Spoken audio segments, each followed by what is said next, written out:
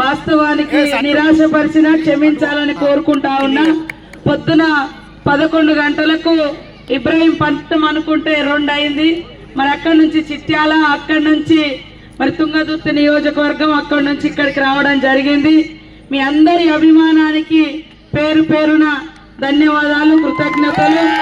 మరి ఈ శుభదినాన మా సోదరుడు మీ అందరి అభిమాన నాయకుడు మరి మన ముఖ్యమంత్రి గారికి అత్యంత సన్నిహితులు మన కుంభం అనిల్ రెడ్డి అన్న గారికి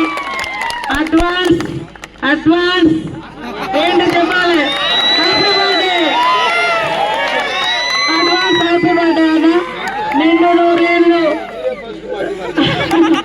సుఖ సంతోషాలతో ప్రజా జీవితంలో నిరంతరం ప్రజలకు సేవ చేస్తూ ప్రజా నాయకుడిగా ప్రజల మధ్య ఉండి మరి గొప్ప పేరు సంపాదించాలని ఈ యొక్క బర్త్డే సందర్భంగా వారిని మరి ఆకాంక్షిస్తూ వారికి హ్యాపీ బర్త్డే తెలియజేస్తా ఉన్నాను.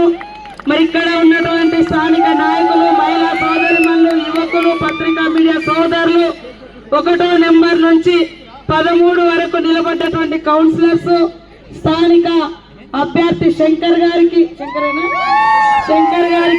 మీ చైర్మన్ అభ్యర్థి భాస్కర్ తడక వెంకటేష్ గారికి, వేదిక మీద ఉన్న పెద్దలందరికీ కూడా పేరు పేరున నమస్కారాలు, ధన్యవాదాలు. ఈ రోజు ఎక్కడికి వెళ్ళినా కాంగ్రెస్ ప్రభంజనం వీస్తుంది. నేను ఇవాళ ఇబ్రాహీం పట్నం పోయినా, నిన్న చర్యాల పోయినా, అదేవిధంగా చిట్యాల పోయినా, మరి అదేవిధంగా తుంగతుర్తి నియోజకవర్గం కూడా పోవడం జరిగింది. చాలా పెద్ద ఎత్తున ప్రజల ముఖాలలో ఆనందం. ఎందుకంటే కాంగ్రెస్ ప్రభుత్వం పేదల సంక్షేమం చూసింది, గ్రామాల అభివృద్ధి చూస్తూ ఉంది. ఇవాళ పేదలకు ముఖ్యంగా మా అక్క చెల్లెళ్ళు ఎర్ర బస్ ఎక్కి ఇబ్బంది పడుతూ ఉన్నటువంటి క్రమంలో డబ్బులు లేక అలాంటి వాళ్లకు ఫ్రీ బస్సు, ఇళ్ళల్లో గతంలో చిన్న గుడిసె ఉన్నా మరి కరెంటు బిల్లు కట్టకుంటే కరెంటు కట్టేది, కానీ ఈరోజు 200 యూనిట్ల ఫ్రీ కరెంట్ వస్తుంది. గతంలో ఎప్పుడు కూడా సన్న బియ్యం మనం తినాలంటే 50-60 రూపాయలు పెట్టాలి మినిమంగా.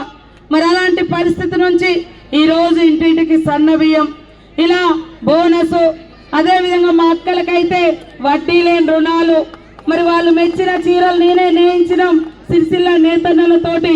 ఈరోజు ఇక్కడ కూడా భవిష్యత్తులో మంచి ఆర్డర్స్ ఇవ్వాలని ఆలోచన చేస్తా ఉన్నాం.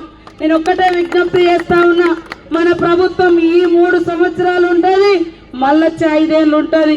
ఈ 2 సంవత్సరాలలోనే మరి యొక్క పోచంపల్లికి అనేక నిధులు తీసుకొచ్చిండ్రు.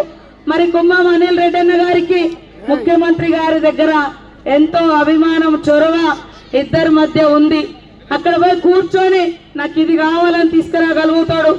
ఆ రోజు మన ముఖ్యమంత్రి గారికి చెప్పి 210 కోట్ల రూపాయలు నీరు కావాలి ఈ ప్రాంతానికంటే మరి దాదాపుగా నాకు చెప్పడంతో మరి నీటిపారుదల శాఖ మంత్రిగా ఈ యొక్క భువనగిరి నియోజకవర్గానికి 210 కోట్లతోటి ఇప్పుడు పైప్ లైన్లు మరి ఆలేరు కానీ ఇక్కడ కానీ ఇవ్వడం జరిగింది.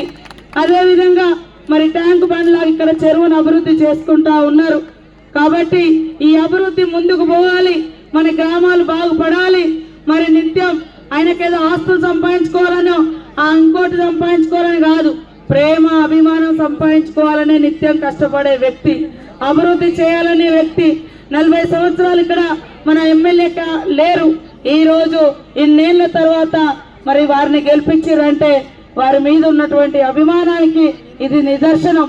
దయచేసి మా అక్క చెల్లెలు, మా అమ్మలు అందరు, మా తమ్ముళ్ళు అందరూ కష్టపడండి.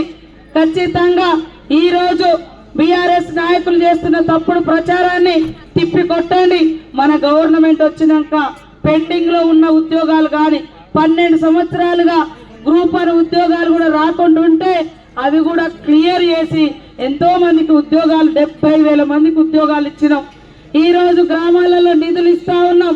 ఇందిరమ్మ ఇల్లు మీరు వాళ్ళ డబుల్ బెడ్రూమ్లు అప్పుడు 10 ఏళ్లలో సంవత్సరానికి 1000 ఇల్లు ఇచ్చినా ఒక్కొక్క నియోజకవర్గానికి 10,000 ఇల్లులు వచ్చేది. కానీ ఇక్కడ కట్టే కొన్ని ఇల్లు తప్ప ఎక్కడ రాలే. కానీ మన ప్రభుత్వం, మన ముఖ్యమంత్రి గారు ఇందిరమ్మ పేరుతో ప్రతి ఒక్కరికి ఇల్లు కావాలని మరి ఒక్కొక్క ఇంటికి 5 లక్షల రూపాయలతోటి ఎట్టే టైంలో ఈ సంవత్సరన్నర కాలంలోనే లాస్ట్ ఏప్రిల్లో ఇచ్చినాం, మళ్ళీ ఇప్పుడు ఏప్రిల్లో మళ్ళీ ఇస్తాం. 3500 ఇల్లులు ఇచ్చినాం. ఈడ ఇందిరమ్మ ఇల్లులు 3500 ఇచ్చినాం. రేపు ఇల్లు కావాలన్నా మన అభ్యర్థి గెలవాలి. మన రోడ్లు డ్రైనేజీలు మరి నిధులు కావాలన్నా మన కౌన్సిలర్ గెలవాలి. ఇక్కడ ఎమ్మెల్యే కాంగ్రెస్ ఉన్నాడు అన్న, ఎంపీ కాంగ్రెస్ ఉన్నాడు, అక్కడ ముఖ్యమంత్రి కాంగ్రెస్ ఉన్నాడు, ఇక్కడ కౌన్సిలర్స్ కూడా మరి చైర్మన్ మున్సిపల్ చైర్పర్సన్ కూడా మన అభ్యర్థులు ఉంటే ఇంకా అభివృద్ధి జరుగుతుంది. మా అందరికీ తపన ఉన్నది, మన ఊర్లను బాగు చేయాలి, మన పేదోళ్ళకి ఇల్లులు ఇవ్వాలి, పేదోళ్ళ మీద భారం పడొద్దు. మరి మన రైతన్నలు కానీ చేనేత కార్మికులు కానీ మన మహిళలు కూడా వడ్డీ లేని రుణాలు ఇస్తా ఉన్నాం. గతంలో పావుల వడ్డీ అని చెప్పి వాళ్ళ పావుల వడ్డీ ఇవ్వకుండా ఎగ్గొట్టి పోయినరు. 3500 కోట్లు మహిళలకు ఇవ్వకుండా పోయినరు. కానీ ఎప్పటికప్పుడు బ్యాంకు లింకేజ్ ఇప్పించి షాపులు పెట్టిస్తా ఉన్నాం. మా అక్కలు ఎవరైనా దురదృష్టవశాత్తు ఏదైనా కరెంట్ షాక్ తోటో బస్సు యాక్సిడెంటో రోడ్ యాక్సిడెంటో చనిపోతే ఆ అక్క కుటుంబానికి 10 లక్షలు ఇన్సూరెన్స్ పెట్టిండు మన ముఖ్యమంత్రి గారు. మన ప్రభుత్వం వచ్చినాక ఇన్సూరెన్స్ పెడితే లెక్క తీసినాం, అంతకుముందు ఎంతమంది చనిపోయారో పాపం వాళ్ళని ఎవరు ఆదుకున్నది లేదు. ఒక్కొక్క ఇంటికి నేనే మరి ముఖ్యమంత్రి గారు రేవంత్ రెడ్డి గారి ఆదేశానుసారం 10 లక్షలు 400 మంది మహిళలు 67 లక్షల మంది మన సంఘ సభ్యులు ఉంటే అందులో లాస్ట్ పోయిన సంవత్సరం 400 మంది చచ్చిపోతే 40 కోట్ల రూపాయలు ఒక్కొక్కరికి 10 లక్షలు ఇచ్చినాం.